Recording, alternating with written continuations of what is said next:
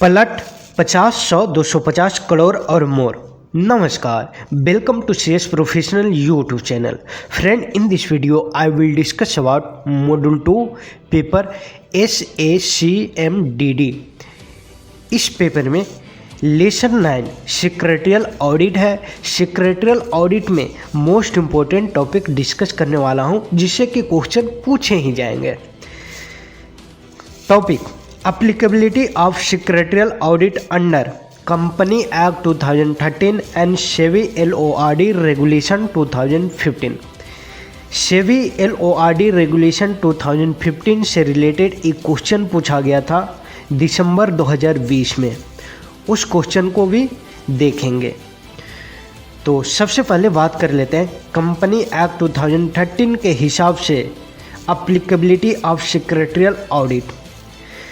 Company act 2013 के section 204 rule 9 बोलता है हर एक लिस्टेड कंपनी में सेक्रेटरियल ऑडिट एप्लीकेबिलिटी जरूरी है। हर एक पब्लिक कंपनी में अगर एवरी पब्लिक कंपनी हैविंग पलट, कोड ध्यान में रखना है, एवरी पब्लिक कंपनी हैविंग पलट PLT, P for paid up share capital, L for loan या बोरोइंग, आउटस्टैंडिंग लोन या borrowing, T for turn over. तो प्लट मतलब क्या हो गया? P for paid up share capital, L for outstanding loan and borrowing and T for turn over. P for paid up share capital ₹50 crore और मोर। L for outstanding loan and borrowing from bank और public financial institution ₹100 crore और more and T for turn over ₹250 crore और मोर। तो ध्यान में रखना है code क्या? पलट 50, 100, 250 करोड़ और मोर। अगर इतना लिमिट है तो सेक्रेटरियल ऑडिट ज़रूरी हो जाएगा। ठीक है, तो आपको समझ में आ गया कि applicability of secretarial audit under company act 2013 में सेक्शन 204 रूल 9 बोलता है कि हर एक लिस्टेड कंपनी में सेक्रेटरियल ऑडिट कंपलसरी है। हर एक पब्लिक कंपनी में अगर उस पब्लिक कंपनी में शेयर कैपिटल 50 करोड़ और उससे मोर, लोन एंड बोरोइंग 100 करोड़ और मोर एंड टर्नओवर 250 करोड़ और मोर अगर हो जाता है तो उस कंपनी में सेक्रेटरियल ऑडिट एप्लीकेबल हो जाएगा। ठीक है, और इसमें एक पॉइंट और याद रखना है कि अगर सेक्रेटरियल ऑडिट कंपलसरी हो गया, इस केस में secretarial audit report practicing company secretary के द्वारा फॉर्म MR3 में रिपोर्ट किया जाता है। ठीक है, और यहाँ पर पब्लिक कंपनी से मतलब है including subsidiary company, public company के सब्सिडरी कंपनी पर भी एप्लीकेबल हो जाएगा। इस बात को ध्यान में रखना है।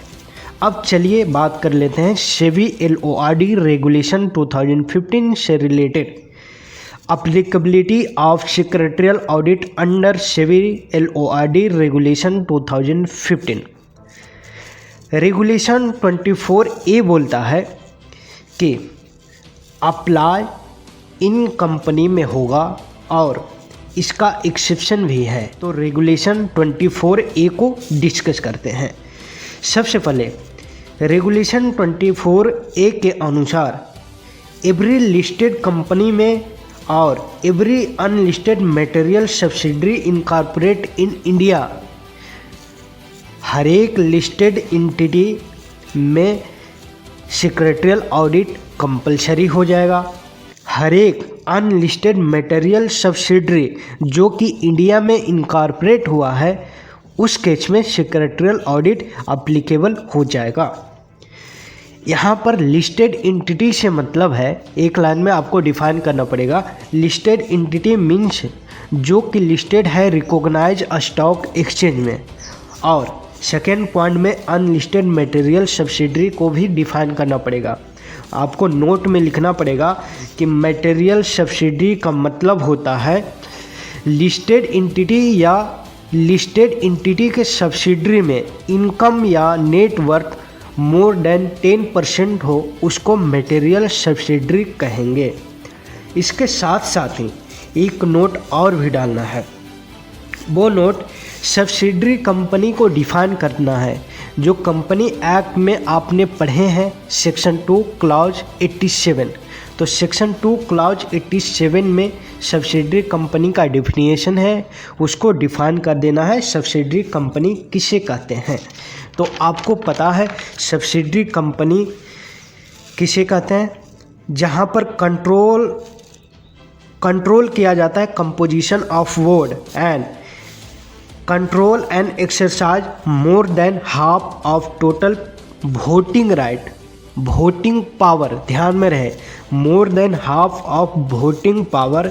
अगर ये दोनों लिमिट है तो सब्सिडरी कंपनी वो होल्डिंग कंपनी का सब्सिडरी कंपनी कहलाएगा। ठीक है, तो इस बात को ध्यान में रखना है। और maximum layer of subsidiary company Indian company में 2 हो सकता है एंड फॉरेन कंपनी में मोर देन 2 हो सकता है।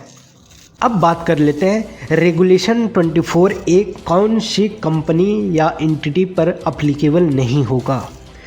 तो इसको इस तरीके से समझिए कि सेबी LORD रेगुलेशन 2015 का रेगुलेशन 24A का एक्सेप्शन क्वेश्चन पूछा जाएगा कि सेबी रेगुलेशन किस पर अप्लीकेबल होगा और इसका एक्सेप्शन क्या है।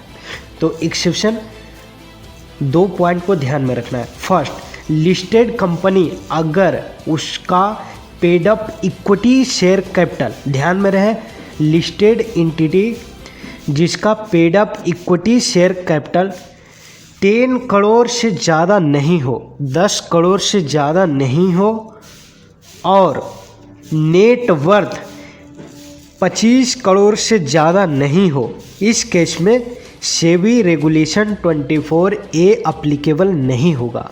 फिर से पॉइंट 1 मैंने क्या बोला, सेबी रेगुलेशन 24A का एक्सेप्शन पॉइंट 1, वैसा लिस्टेड एंटिटी जिस लिस्टेड एंटिटी में paid up share capital 10 crore से ज़्यादा नहीं हो और नेट वर्थ 25 करोड़ से ज़्यादा नहीं हो, इस केस में सिक्रेटरियल ऑडिट अप्लीकेबल नहीं होगा।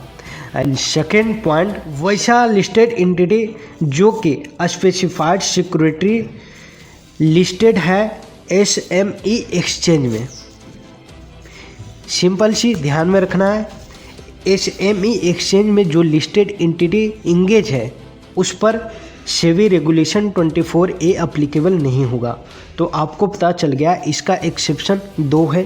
फर्स्ट, लिस्टेड एंटिटी जिसका paid up share capital 10 crore से ज़्यादा नहीं हो, नेट वर्थ 25 करोड़ से ज़्यादा नहीं हो। एंड सेकेंड एक्सेप्शन, वैसा लिस्टेड एंटिटी जो कि SME में इंगेज है, इस केस में 24A अप्लीकेबल नहीं होगा। तो आशा करता हूँ आप लोगों को समझ में आ गया है। तो अब चलिए क्वेश्चन देख लेते हैं, क्या क्वेश्चन पूछा गया था। Question, explain compliance specified in regulation 24 regarding applicability of secretarial audit under Secretary Exchange Board of India listed obligation and disclosure requirement SEBI LORD regulation 2015 also state the exemption provided from this regulation। तो ये question देखिए, same है जो मैंने discuss किया वही बात इसमें लिखा हुआ है कि SEBI LORD 2015 को रेगुलेशन 24 को डिस्क्राइब किया है कि लिस्टेड एंटिटी में और मटेरियल अनलिस्टेड सब्सिडी में अप्लीकेबल होता है, जो कि सब्सिडी इंडिया में इनकॉर्पोरेट हो और साथ साथ में आपको एनेक्चर देना पड़ेगा। एनेक्चर देखिए, with annual report and secretarial audit report. Secretarial audit report कौन करता है?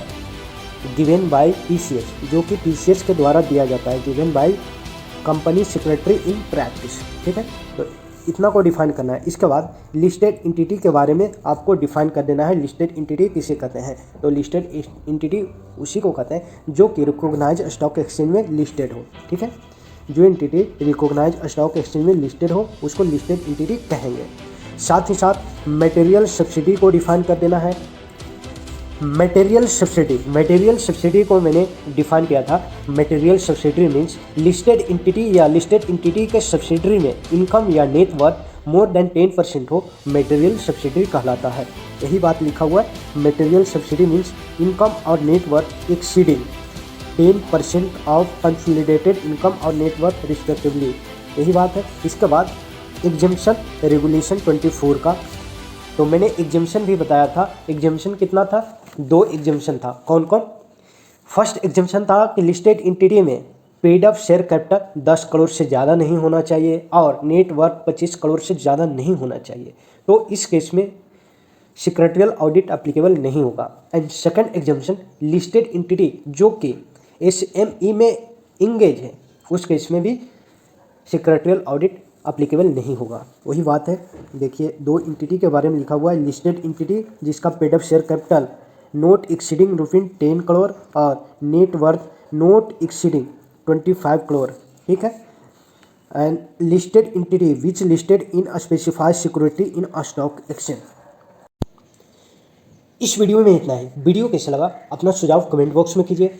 अगर चैनल पर आप न्यू हैं तो देर किस बात की, लाल वाले सब्सक्राइब बटन को मुंह काला करके मेरे साथ बोलिए पलट PLT 50 100 250 की जय हो। नमस्कार।